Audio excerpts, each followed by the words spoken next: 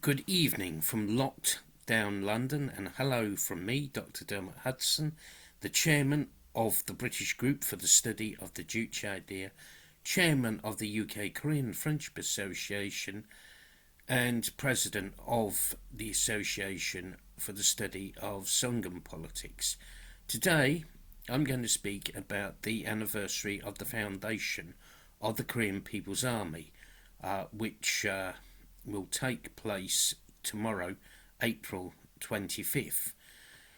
The date of April 25th is taken as the date of the foundation of the KPA because this is when President Kim Il-sung founded the anti-Japanese People's Guerrilla Army, the forerunner of the modern Korean People's Army. But of course, the regular standing Revolutionary Armed Forces of People's Korea were actually founded on the 8th of February 1948. But the armed struggle against Japanese imperialism had started in 1932, and the roots of the Korean People's Army are in the anti-Japanese armed struggle led by President Kim Il-sung and the anti-Japanese People's Guerrilla Army, which was transformed into the Korean People's Revolutionary Army in March 1934, is the forerunner of the Revolutionary Armed Forces of the DPRK, which are today defending Juche socialism and defending peace on the Korean Peninsula and in Asia and indeed in the world.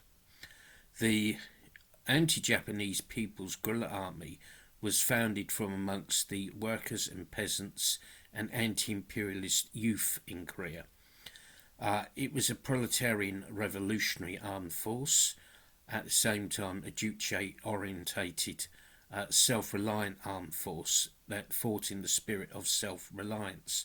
The anti-Japanese guerrillas made their own weapons, such as the famous Yonggil bomb, and we've actually seen one of these in a revolutionary museum in Pyongyang. And they fought many hard battles against the Japanese imperialists under the guidance of President Kim Il-sung. The Korean People's Army, led by President Kim Il-sung, also inflicted many defeats on the imperialist aggressors after liberation.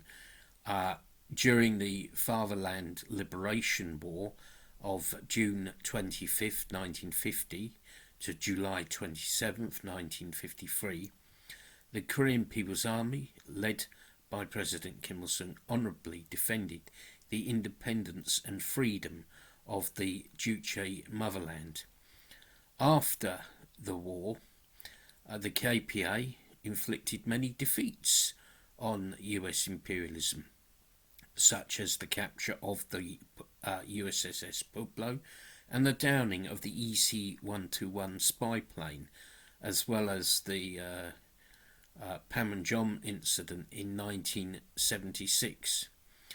Under the leadership of Chairman Kim Jong-il, the KPA was further strengthened, and it was able to face down the US imperialists during the nuclear crisis on the Korean Peninsula in the 1990s, which had been created by the imperialists in order to try and isolate and stifle socialism on the Korean Peninsula.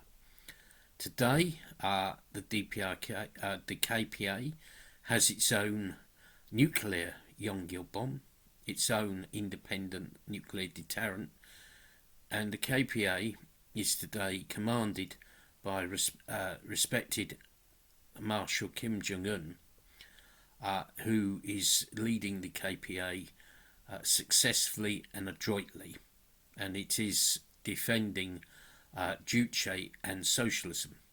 Therefore, we wish the Korean people a happy celebration of this great event, and we say victory to the Korean People's Army. Thank you for listening. Please subscribe to the channel if you're not already subscribed. Subscribe to it, and follow us on Facebook and Twitter, and look out for our events that we're going to hold in the future.